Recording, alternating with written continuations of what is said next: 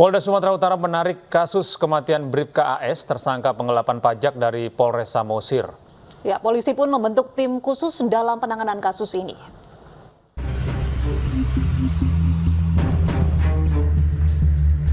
Polda Sumatera Utara menarik penanganan kasus kematian Bribka Arfan Saragih atau Bribka AS, tersangka penggelapan pajak senilai 2,5 miliar rupiah, usai menerima laporan dari pihak keluarga.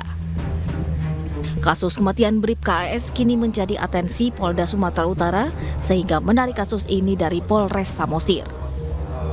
Kapolda Sumatera Utara juga membentuk tim khusus gabungan yang beranggotakan Reserse Krimsus, Reserse Krimum, dan Propam dalam penanganan kasus ini agar segera terkuak kebenarannya. Penanganan perkara terkait dengan kematian Bribka AS, kemudian terkait dengan penggelapan pajak kendaraan bermotor, itu seluruhnya ditarik ke Polda Sumatera Utara.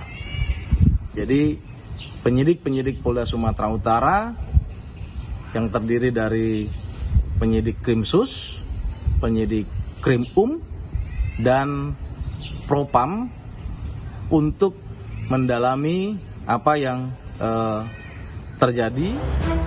Berdasarkan hasil penyelidikan sebelumnya ditemukan bahwa sebelum bunuh diri, pelaku penggelapan uang wajib pajak Bribka AS memesan racun sianida secara online dari Bogor.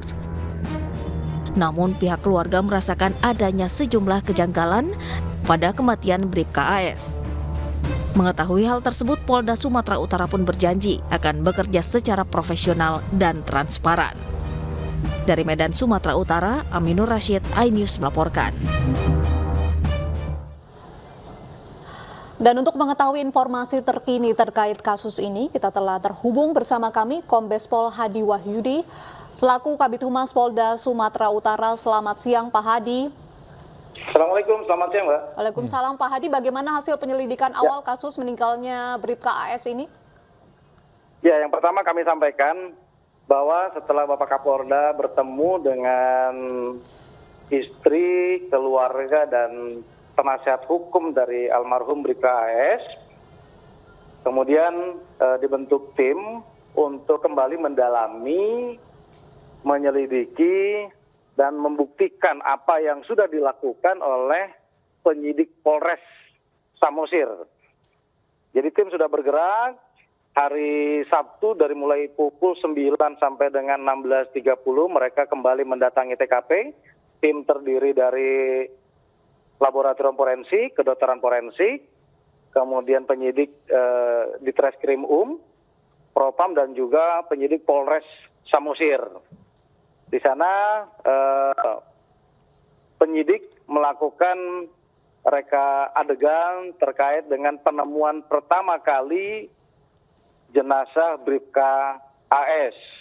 Tentu dari hasil yang dilakukan ada progres yang didapatkan di tempat kejadian perkara, dan nanti pada akhirnya kami akan sampaikan secara utuh. Ya, secara utuh. Progresnya apa Pak sejauh ini? Ya, saya sampaikan tadi, nanti kita akan sampaikan secara utuh. Ada penambahan di sana melihat langsung di tempat kejadian perkara, kemudian ada hal-hal yang didapatkan di tempat kejadian perkara oleh tim dokter forensik. Pak, ini polisi sampai membuat tim khusus. Apakah memang tim khusus ini dibuat karena memang aparat kepolisian melihat adanya sejumlah kejanggalan dalam kematian Bribka AS ini? Begini, tim yang dibuat itu kan